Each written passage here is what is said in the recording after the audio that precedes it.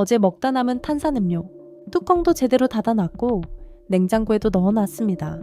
그런데 다음날 마셔보면 톡 쏘던 탄산이 약해져 있습니다. 그렇다면 한번 개봉한 탄산음료를 최대한 오래 톡 쏘게 만드는 방법은 없을까요? 결론부터 말하면 방법은 있습니다. 그리고 생각보다 간단합니다. 차갑게 보관하고 마개를 단단히 닫고 가능하면 자주 열지 않는 것.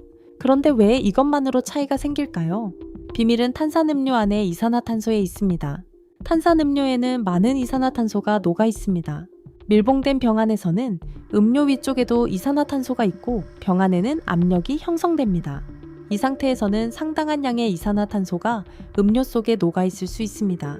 그런데 우리가 뚜껑을 여는 순간 칙! 병 안의 기체가 빠져나가며 압력이 떨어집니다. 그러면 음료 속에 녹아있던 이산화탄소도 기체로 빠져나오기 시작합니다. 우리가 좋아하는 톡 쏘는 탄산이 조금씩 사라지는 것입니다. 그렇다면 가장 먼저 해야 할 일은 뭘까요? 바로 차갑게 보관하는 것입니다. 이건 단순히 차가운 콜라가 맛있기 때문만은 아닙니다. 이산화탄소는 따뜻할 때보다 차가울 때 물에 더 잘 녹아 있을 수 있습니다. 그래서 개봉한 탄산음료를 상온에 두는 것보다 마개를 닫아 냉장 보관하는 것이 탄산을 유지하는 데 유리합니다. 여기서 두 번째, 마신 다음에는 가능한 빨리 뚜껑을 닫는 것이 좋습니다. 열어놓은 동안에는 음료 위쪽에 이산화탄소 분압이 낮아 음료 속 이산화탄소가 계속 빠져나가기 좋은 조건이 됩니다. 그리고 마개가 느슨하게 닫혀 있다면 다시 닫아놓아도 기체가 새어나갈 수 있습니다. 그러니 마신 다음에는 바로 그리고 확실하게 닫는 것이 좋습니다. 그런데 여기서 많이 하는 실수가 하나 있습니다.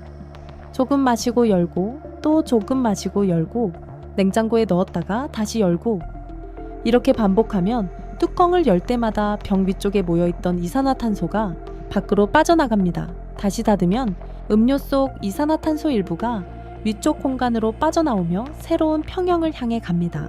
그리고 다시 열면 그 기체가 또 빠져나갑니다. 그래서 가능하다면 조금씩 여러 번 열어 마시는 것보다 개봉 횟수를 줄이는 것이 탄산 유지에 유리합니다. 그렇다면 인터넷에서 많이 보이는 방법은 어떨까요? 페트병을 꾹 눌러서 공기를 빼고 닫으라는 방법입니다. 처음 들으면 그럴듯합니다. 병 안의 빈 공간이 작아지니까요. 하지만 이것을 탄산을 지키는 확실한 비법이라고 말하기는 어렵습니다. 찌그러진 페트병은 음료에서 이산화탄소가 빠져나오며 내부 압력이 다시 올라가면 다시 부풀 수 있습니다.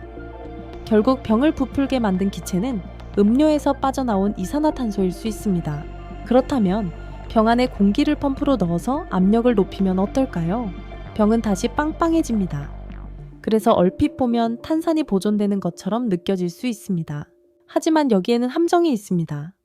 중요한 것은 병 안의 전체 압력만이 아니라 이산화탄소의 분압입니다. 공기를 넣는다고 해서 이산화탄소 자체가 추가되는 것은 아닙니다. 그래서 단순히 공기를 넣어 병을 빵빵하게 만드는 것도 탄산을 지키는 완벽한 해결책은 아닙니다. 결국 특별한 도구가 없어도 우리가 할 수 있는 가장 현실적인 방법은 의외로 단순합니다. 먹고 남았다면 바로 뚜껑을 단단히 닫고 가능한 빨리 냉장고에 넣습니다. 그리고 필요할 때만 꺼내서 열고 마신 다음에는 다시 바로 닫습니다. 차갑게, 단단히, 그리고 자주 열지 않기. 별것 아닌 것 같지만 여기에는 모두 같은 과학이 숨어 있습니다. 음료 속에 녹아있는 이산화탄소가 밖으로 빠져나가기 어려운 환경을 만들어주는 것입니다. 그러니까 다음에 먹다 남은 탄산음료가 생긴다면 병을 찌그러뜨릴지 고민하기 전에 먼저 차갑게, 단단히, 그리고 덜 열어보세요. 탄산을 지키는 방법은 생각보다 평범했습니다.